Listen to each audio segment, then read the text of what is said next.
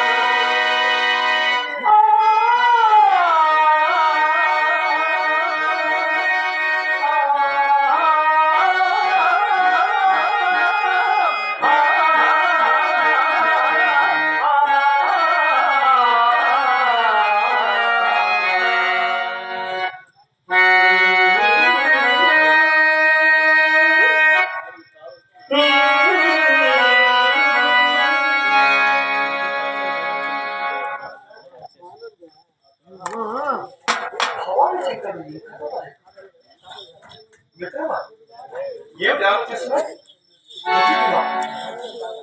ఏడు వేల రాకపోగా ఏదో గ్రామాంతరం పోనివ్వనుకుంటుంది. గ్రామాంతరములకు కాదు కానీ గృహాంతరములకు పోయి పుట్టుబడి పరాభవం అదేంటి విక్రమం? అవును, నీకు పరాభవం. అవును, చెప్పినచో నీవు కూడా రాదు. ఎంత మాట? నీ బలాలను నేను నవ్వుతున్నా విక్రమం. నీవు నవ్వమనియే కాదు, నా పరాభవము నీ పరాభవముగా భావితువని కూడా నేను ఏం లేదు. మన పట్టణమున చింతామణి అని ఒక వేసే కాదు, దాని వృత్తాంతం ఎప్పుడైనా మన వినదైన వృత్తాంతం ఏముందని మిత్రం? అట్లయినా తమ వినలేదని మిత్రం. ఆ చింతామణి రూపమంతా ఇక సంగీత సాహిత్యం అంటావా? ఓహో, కానీ దాని విద్యా గర్వము మాత్రము మేరలేదు. చదువు రాని ఎడల సార్వభౌముడైనను సరే తన గుమ్మము తొక్కలేదు. అదే చదవని ఎడల సన్యాసి అయినను గౌరవం. వీటన్నిటికి మించి దాని విద్యా పరీక్ష కాగిన వారిని దైవ సమానంగా పూజిస్తుంది. అలాగైనా అది గర్వం కాదు విక్రమా, గుణమని చెప్పదు. కావచ్చు. ఈ సంగతిలో నాకెందుకు చెప్పినట్టు వేశ్యల పట్ల ఇవి విపరీత గుణములని నేను వినలేదు. ఈ పూట ఒక మిత్రుడు ఇందరి యథార్థమును ప్రత్యక్షంగా చూపడు దాన్ని ఇంటికి తీసుకున్నాడు. దాని ఇంటికి పోతుంది కదా, ఆహా, దాని మీదే దాని మీద దాని భోగభాగ్యం చెప్పుడు కలుపు కాకున్నది. వీటన్నిటికి మించి ఆ సౌందర్యమును చూచి పొగొట్టుకు నా ఒక్కను చూచుటకు నా ఒక్కొండు కన్నులు చాలుకుంటున్నది. ఏమి ఆ సౌందర్యం! అలాగైనా నా కన్నులు కూడా నీవే తీసుకొని పోలేకపోతుంది. నీ కన్నులు ఏమిటి? నిన్ను తీసుకొని పోవటకే కదా నా ప్రయత్నం. మిత్రమా, నీ కన్నులు కాదు కానీ నీ వాణిజ్య మేరకు కొంతవరకు తీసుకొని పోగలిగినతో నాకు ఈ పరాభవమే కలిగేది కాదు. నన్ను తీసుకొని పోయిన మిత్రుడు పంచకావ్యములు ముగించి ప్రతాపరుద్రియం చేతపట్టినాడు. అతని వెంట వెళ్ళడం బట్టి నేను కూడా ఏమో వెలుగు పెట్టి ఉందని అపమున్నా నాకు కూడా దండము పెట్టి ఆసనం వేసేది. సరే కూర్చున్నాను. నన్ను తీసుకొని పోయిన మిత్రుడు నన్ను ఒక పండితునిగా చెప్పుకోవడం ప్రారంభించాడు. అది విని చింతామణి, అయ్యా తమరు ఎవరి వద్ద చదువుకున్నారని ప్రశ్నించింది. నీవో చెప్పావు.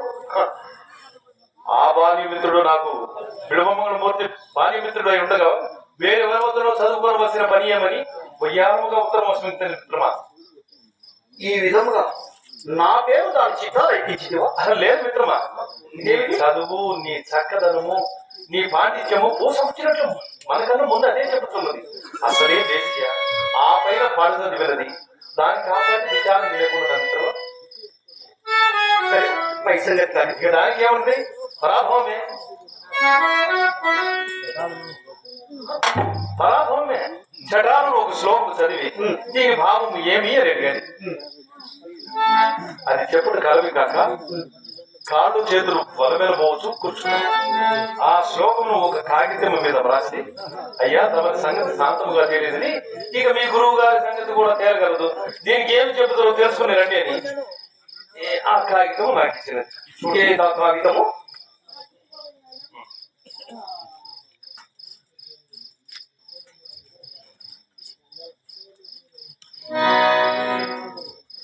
అలా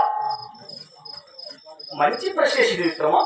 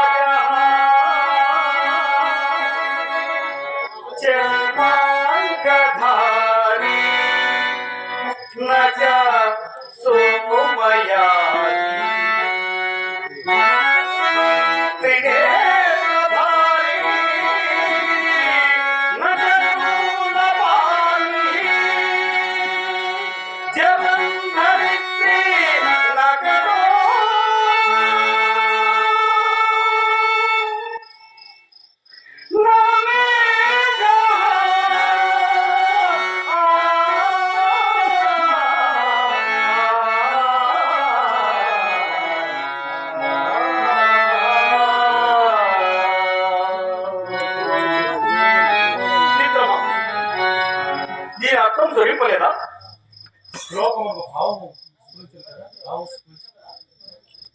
అలాగే అర్థం చెప్పవనుకో. అర్థం చెప్పినా శ్రద్ధగా విను. వృక్షాగ్రవాసి అనగా చెట్టు పైన నట పక్షిరాజ, పక్షి మాత్రం కాదు. చర్మాంగధారి, చర్మము ధరించి విను. నట సోమయాది, సోమయాది అనగా యజ్ఞ యాగములు కథములు చెయ్యవాడు సోమయాది, అతను కాదు. త్రినేత్రధారి, మూడు కనులు. నట శూలపాని, శివుడు కాదు. జలంధరిత్రి, జలము కలిగి ఉండును. నగఠ, కుండ కాదు. నమేఘ, మేఘము కాదు. తెలిసినదా?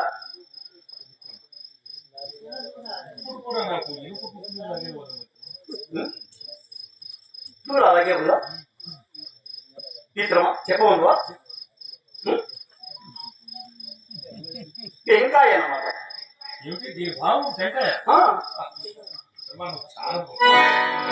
సరే కానీ వెంటనే ఈ విషయాన్ని చింతామణితో చెప్పి వస్తారు. అప్పుడే వెళ్తావా? దీని అర్థం తెలుసుకొని వస్తానని చెప్పి మాట ఇచ్చాను మిత్రమా. తొందరగా వచ్చేస్తాను. నేను వచ్చే వరకు దీని భావము టెంకాయ, త్వరగా రావాలి. దీని భావం టెంకాయ.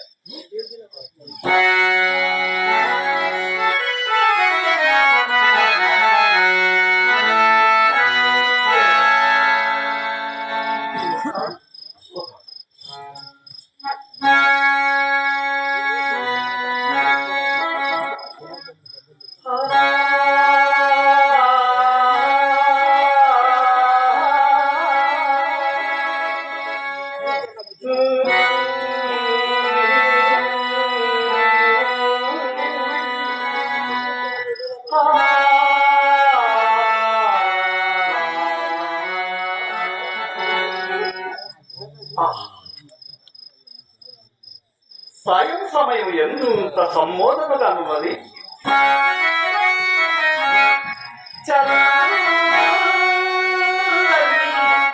పిల్లగా చక్కగా విచ్చిన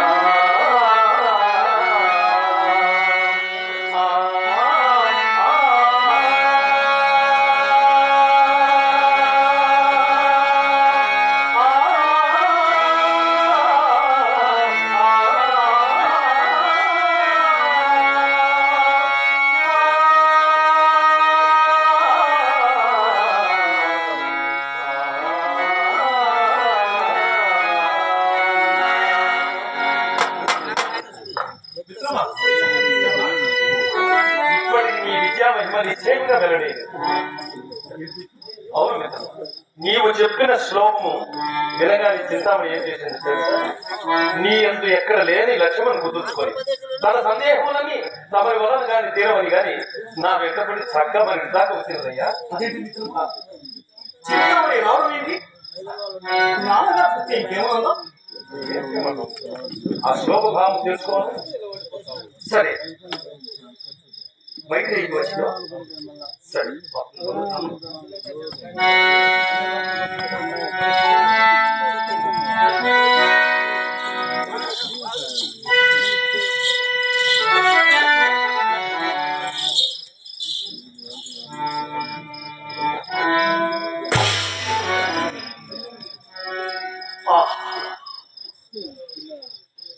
ఏమి సౌందర్యము! ఇది గణికయ ఏక కథనాల గణికయ.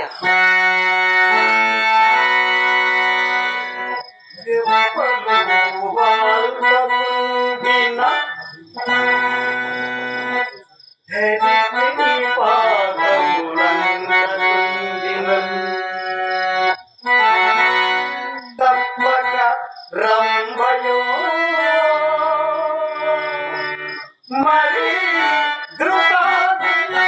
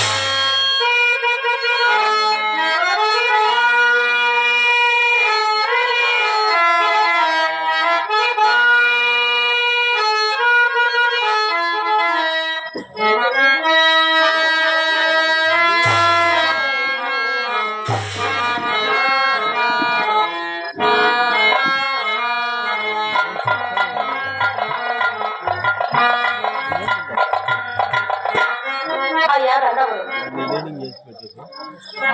తమ అనుగ్రహ పదకి తమ సాంతి ఇచ్చేసిన నా సహజం మనుషులు కాక దానికి నీవు విద్వాంసాలు కదా విక్షణము నేను కూర్చోకు రాదు. నాకు కొన్ని సందేహములు కలవు. అవి నీ వల్ల నేను తీసుకోగలవచ్చు. అలాగా అలాగేనా అవి అవశ్యంగా వినిపించము. అదే కదా నా భాగ్యం. అన్నిటికంటే చిత్రమేది అన్నిటికంటే చిత్రమేది ఈశ్వర విలాసం. అన్నిటికంటే అత్యంత సుందరమైనది ప్రకృతి. అత్యంత భయంకరమైనది అత్యంత భయంకరమైనది సంసారం. మనల్ని ఏది విధంగా విడాలి అహంకారం. ఏది దారిద్ర్యంలో సుఖపెట్టగలగది తృప్తి.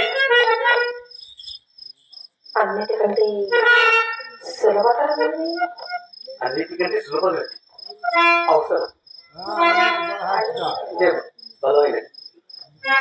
అత్యంత కష్టసాధ్యమైనది మన తప్పు తాను తెలుసుకుంటా. అత్యంత బలమైనది అవసరము. పాపు మీద పరిగెడిపోయేది పశ్చాత్తాపం.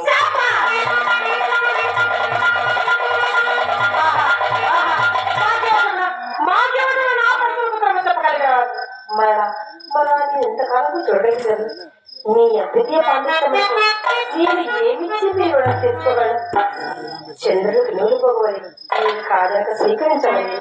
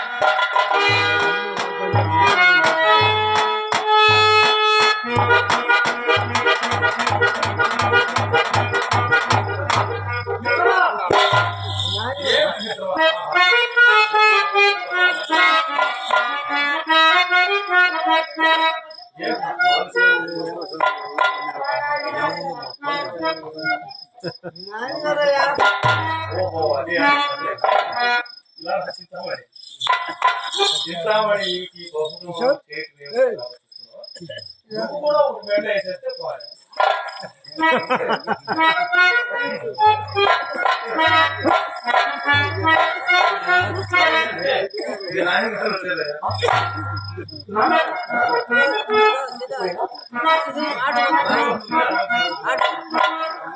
చింతామణి గారు ఇందులో అందరూ బాగుందో నమ్ముతున్నాను.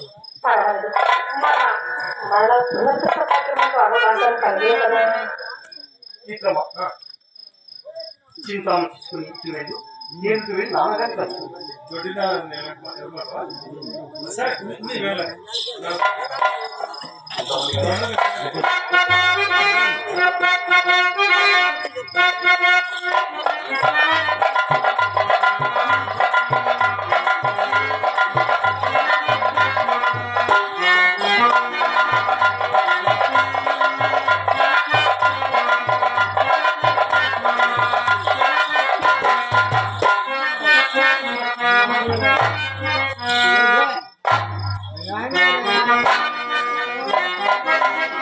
Thank you.